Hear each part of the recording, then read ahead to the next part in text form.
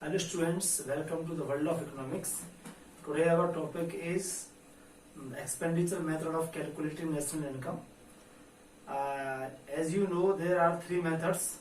In the previous videos I have already discussed the value added method as well as income method. So today we will discuss about the expenditure method.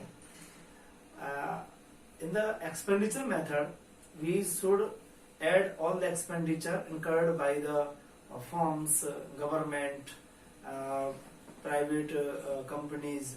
Okay, so whatever income received by the household sector is ultimately spent on the purchasing of goods and services. So if we add all the expenditure made by the households in the two sectors economy, then we will get the domestic income. And in this domestic income, if we add the net factor income from abroad, then ultimately we will get the national income. This is a simple thing, but for the to solve the numericals, we have to know some formulas. So starting here, under the expenditure method, GDP, first we have to calculate the GDP MP. Formula is C plus I plus Z plus X minus M.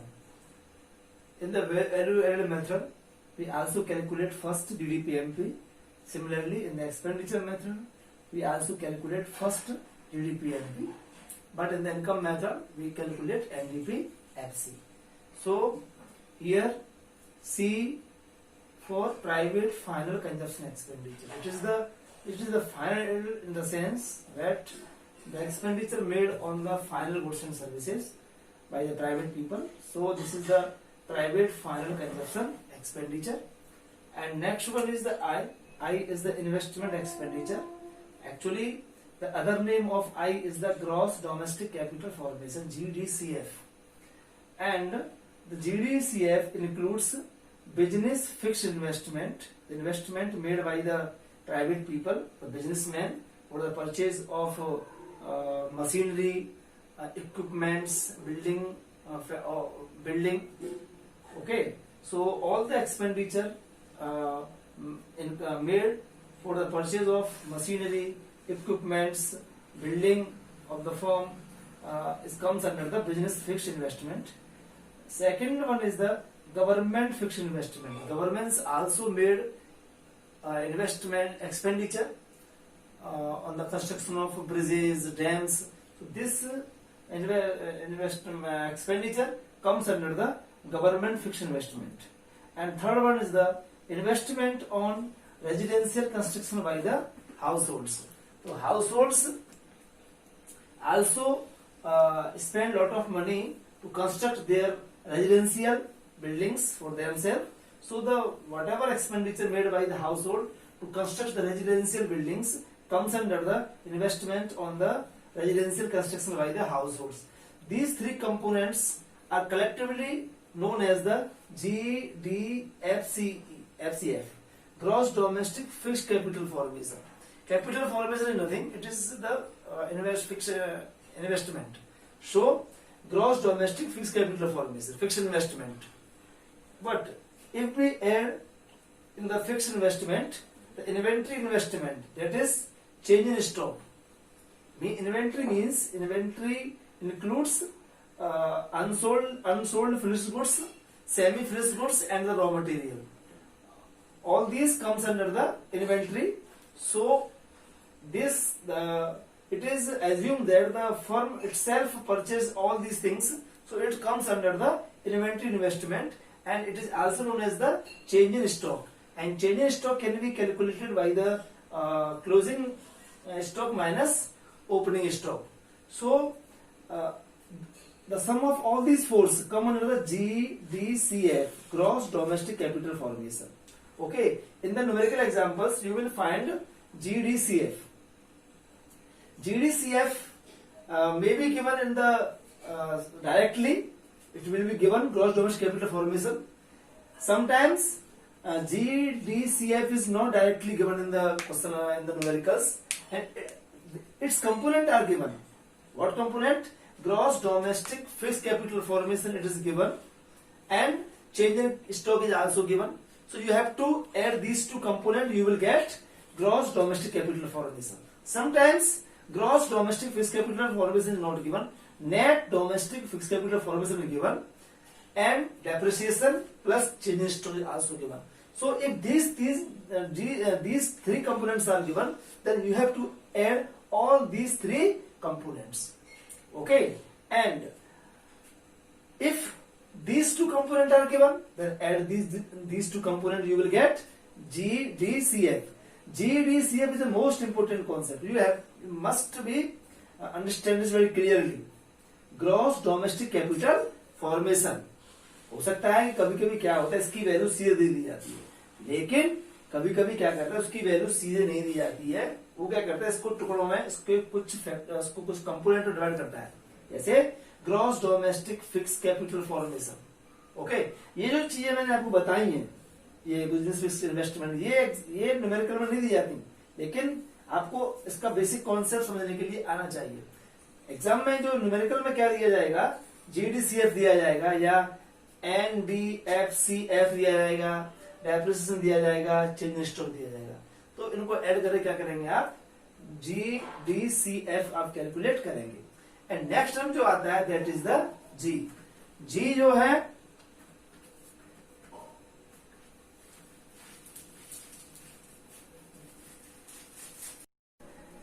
जी जो है इसको बोलते हैं government final consumption expenditure. Government also spend lot of money for the purchasing of goods and services.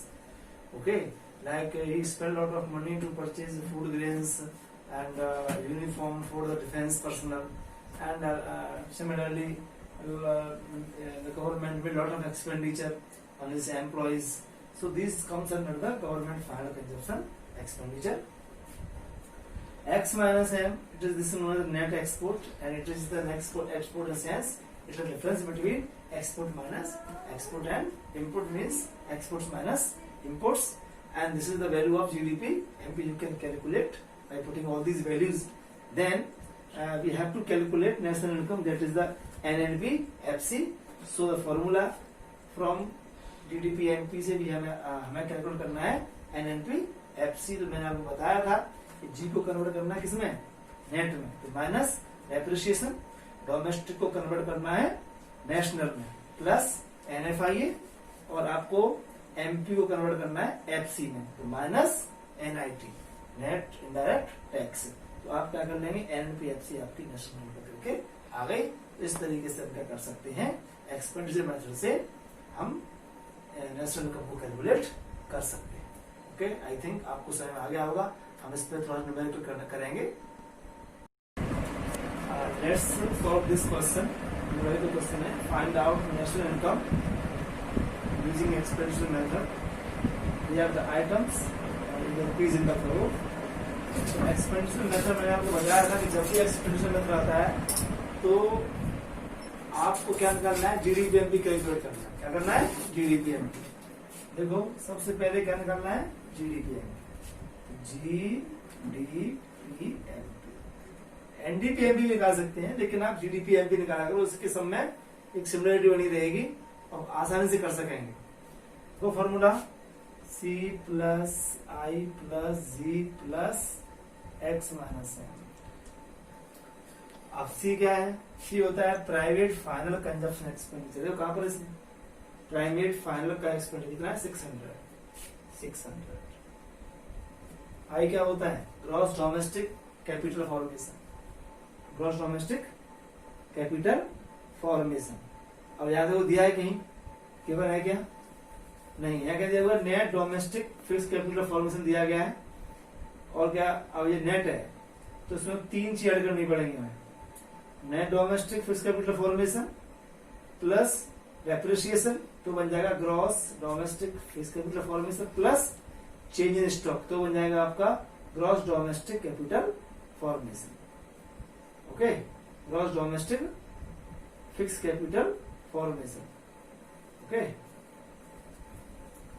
Gross domestic capital formation. देखिए इधर आई का ही समझना बहुत इंपॉर्टेंट है. आई को आप अलग से फाइंड आउट कर लीजिए.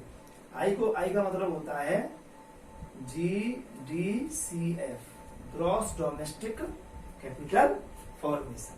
अब इसकी वैल्यू सीधी दी है तो अच्छी बात है, अगर सीधा नहीं दिया गया है तो हमें इसको फाइंड आउट करना पड़ेगा इसके कंपोनेंट को लेकर के। तो इसके 3 कंपोनेंट होते हैं, कभी कभी 2 देता है, कभी कभी 3 आते हैं। तो अगर 2 दिए हैं तब भी निकाल सकते हैं, 3 है तब भी निकाल सकते हैं। कैसे देखिए आप, इसको हमें ये कर रहता है आपका कि net domestic fixed capital formation plus depreciation plus change in stock, ये रहता है। कभी कभी क्या होता है कि वो नेट ना दे करके सीधा करता है gross domestic fixed capital formation. तो इसमें डेप्रिसिएशन ऑलरेडी क्या होता है, इसमें इंक्लूड रहता है। तो क्या करना है आपको, केवल क्या करना है, चेंज इन स्टॉक ऐड कर देना। तो क्या आ जाएगा आपका GDCF। अब जो यहाँ पे क्या है, तीनों ऐड करने पड़ेंगे, तो क्या आएगा हमारा GDCF निकल के आएगा। तो आप यहाँ क्या कर सकते हैं, तीनों की वैल्यू पुट कर सकते हैं आई के लिए। तो आप देखिए नेट डोमेस्टिक फिक्स्ड कैपिटल कितना है 110, तो लिखेंगे 110 प्लस फिर क्या करना है आपको डेप्रिसिएशन। ये क्या होता है, consumption of fixed capital is known as depreciation. पहले ही बता चुका हूं आपको कि डेप्रिसिएशन का एक नाम और है consumption of fixed capital is also known as depreciation. तो दिस इज 50, तो plus 50 plus change in stock, closing stock minus opening stock, but here change in stock is already given -10। तो आप क्या करेंगे, इधर कर देंगे प्लस की जगह कर देंगे आप यहाँ -10। तो ये जो आपका सी की वैल्यू आ गई, क्या आ गई आपकी, ये सी की वैल्यू आ गई। प्लस जी क्या है, government final consumption expenditure that is 200। तो क्या करेंगे यहाँ पे 200। अब ये क्या है, प्लस नेट एक्सपोर्ट है, क्या है ये नेट एक्सपोर्ट। देखिए अगर नेट एक्सपोर्ट दिया है तो आप प्लस करेंगे, अगर नेट इंपोर्ट दिया है तो आप माइनस करेंगे। नेट इंपोर्ट दिया तो क्या करेंगे आप माइनस करेंगे। यहाँ पर क्या है, नेट इंपोर्ट दिया गया, देखिए नेट इंपोर्ट दिया गया तो आपको अगर माइनस करना पड़ेगा, तो माइनस और इसकी जो वैल्यू है वो कितनी है -20, तो आप माइनस -20 करेंगे इस तरीके से। ओके, आप इसको सॉल्व करेंगे 600 प्लस 110 और 50, 160 में से 10 गए तो 150 plus 200 plus minus minus plus कितना आ गया 20। अब इसको आप ऐड कर देंगे तो ये आपका आ गया 600 700 900 970 ये आपका क्या आ गया GDP MP आ गया। अब हमें क्या निकालना है, we have to find out national income. वो क्या होता है, जैसे कि आप लोग जानते ही हैं NNP-FC। हमें क्या फाइंड आउट करना है NNP-FC, इसी को क्या बोलते हैं हम नेशनल इनकम। तो इससे क्या निकालेंगे हम NNP-FC निकालेंगे, तो GDP-MP। अब यहां से हम फॉर्मूला लर्न करने की जरूरत नहीं है, सीधा निकाल सकते हैं। मैंने बताया था आप लोगों को कैसे निकालना, बहुत इजी वे है। जी कहां कन्वर्ट करना है हमें नेट में, तो माइनस डेप्रिसिएशन, क्या करेंगे यहाँ माइनस डेप्रिसिएशन।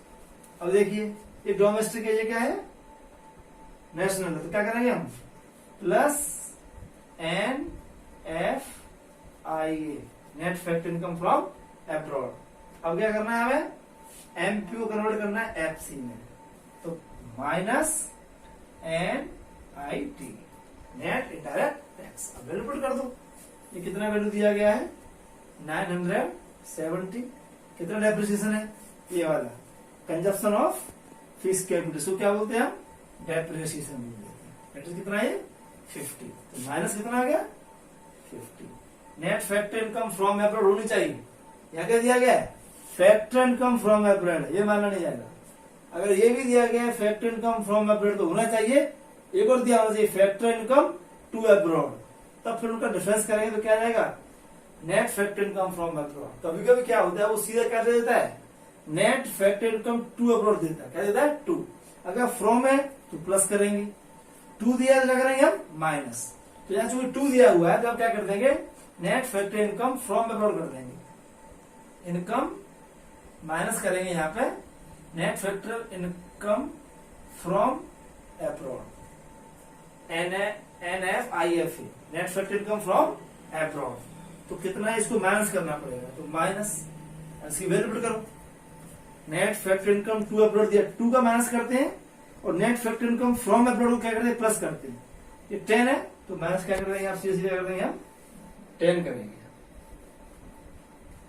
ओके, ये आ गया अब आपका। अब क्या करना है, एनआईटी नेट इनडायरेक्ट टैक्स, देखिए इधर ये दिया हुआ है नेट इनडायरेक्ट टैक्स कितना दिया हुआ है 70 दिया हुआ है, क्या दिया हुआ है 70, तो माइनस 70 इसको ऐड कर लें तो कितना आ गया ये सबको 970 प्लस ऐड कर लो माइनस ऐड कर दो तो 130 आ जाएगा, इसको माइनस कर देंगे तो आ जाएगा आपका 8 और ये आपका आ गया 840 करोड़।